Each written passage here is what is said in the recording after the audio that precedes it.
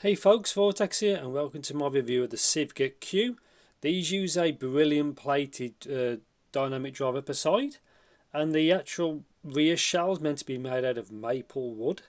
So that's quite a thing. So yeah, as usual, full disclaimers, I'd like to thank Sivga for sending this out to me. So thank you very much. I was not paid to do this video, nor thoughts and opinions are my own. And yes, Sivga stuff is normally a bit more premium priced, but this is actually $69.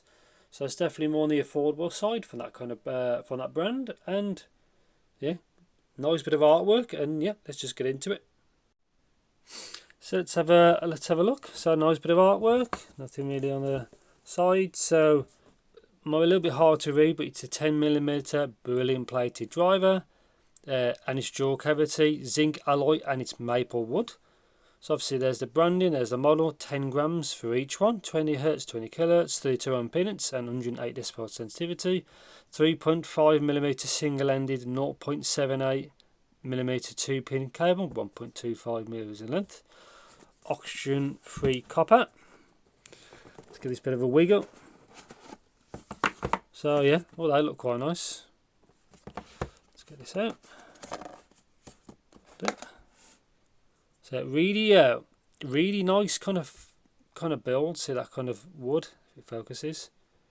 A little bit of weight to it, but yeah, it looks really nice fit and finish. Obviously 2-pin as well. Looking forward to these. Obviously their last model I think was a planar, the 90 Gale I think. So nothing in there. Quality control.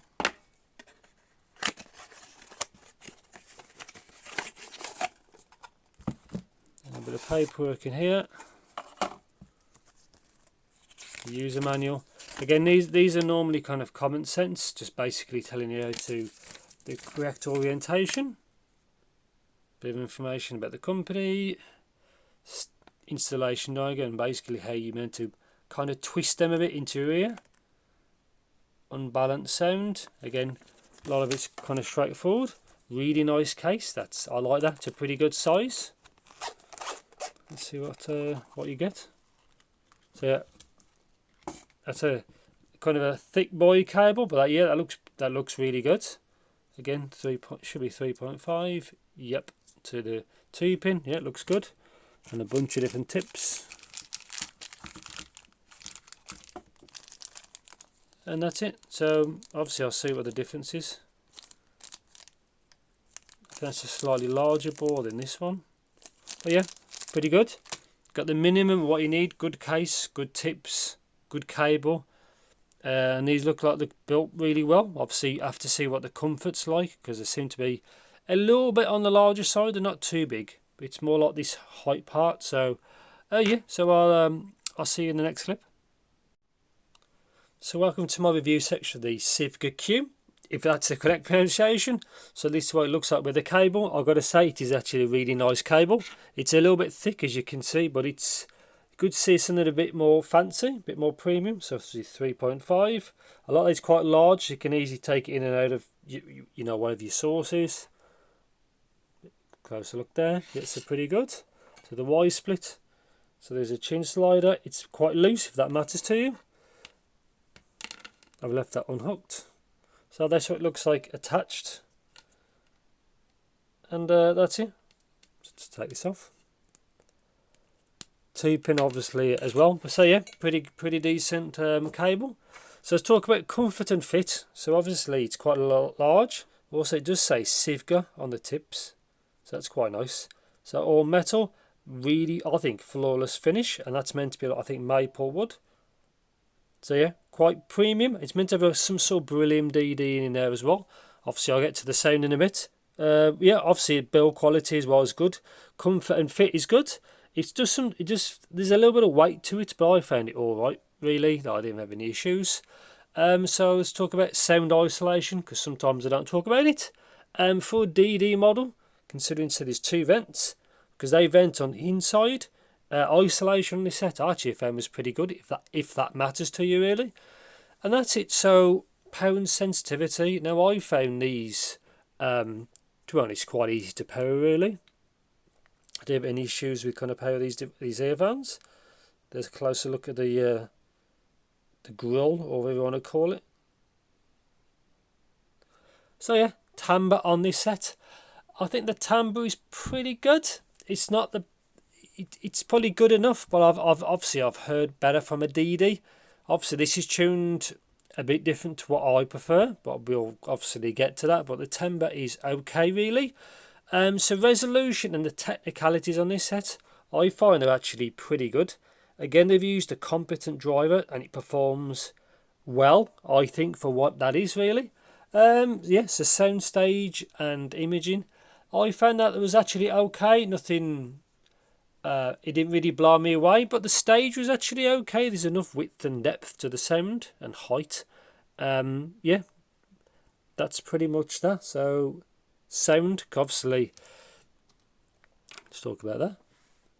So, and not exactly how I prefer the tuning. So I guess you could call it a V shape. So bass, you can see it bleeds in a bit, so it sounds quite punchy because there's quite a lot of bass. I don't like that the sub bass rolls off. We all like a bit of sub bass. These are more of a fun tuning without a doubt. I wouldn't say they really sound that muddy, but they are definitely, there's good punch. Again, if you like electronic or rock, these will probably suit that really well. It depends on other genres. So if you may like classical, where you want detail and it's not all about bass, and when you want the bass you want it to be clean and quick, they probably won't be good for that. So it can be genre specific, really. But for like me, I'll do like a bit of low end. For electronic it sounds absolutely fine. Again, some of the mids are recessed because of the tuning, really. Vocals on this set are actually pretty good for male and female. Some parts the female can be a touch forward for I like, but it is what it is, really. Yeah, so treble, mine seems to have a little bit of a channel mismatch. I never even heard that when I listened to it. I only see it because when you graph it. If you didn't graph it, you'd probably never know, really. So treble can be a bit of a mixed bag because it's quite a bassy boy. In some tracks, it can be quite bright. So if the track doesn't have much low end, the presence region is kind of boosted, so you really know it. So it can be sometimes a little bit fatiguing and sometimes a little bit of sibilance. But if the track has actual low end in it, it does change your preference. So obviously it doesn't sound as bright. Obviously it does lack some mid treble. You can see that kind of dip. The 8K peak ish is from the coupler, but you see it does dip a lot after the 4K. So you do get a boost in vocal. So it's a vocal forward presence set, really, but then you do lack a bit of detail after. So sometimes it can sound a bit dark and quite smooth sometimes, but sometimes then it sounds bright. It depends on what you're listening to. Again, not specifically my tuning in my opinion, but not a bad set. But the DD, I think it's actually quite a competent DD. It's just not tuned obviously what I like. I prefer more of a balanced overall tuning. So I like a fairly neutral one with a little bit of a bump, like an emphasis in the low end, not too much. But yeah, anyway, yeah, so the treble is that. So depends on your genres. It's a good set. On some other genres, it's not as a good set. There's so much music out there. You don't know. You might see, you might not. Is basically my thoughts in it, really. But for what I like electronic, it seems to work fine for that. My opinion that some other genres just don't work very well, really. So conclusion is, I think this is a $69 set. Not bad, quite premium. I like the accessories, the cable, the case, the tips, and all that. Sound wise, it works fine for, like I said, for some genres. For electronic, it seems fine. For some other genres, doesn't work as well, really. But overall, fun set. I had a friend of mine try these, and he likes a bit of drum and bass.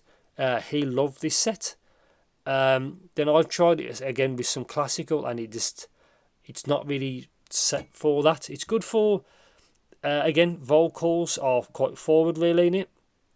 And I think that's it. So overall, not my cup of tea, but it's still not a bad set. It's just not kind of my pick, really. And I think that's it. So I think that's pretty much it. I don't think I missed anything. So okay, but not for me, really. So if you think I missed anything, or if you want to know more, please, as usual, let me know in the comments. Thanks for watching. Take care. And yeah, I'll see you in my next video.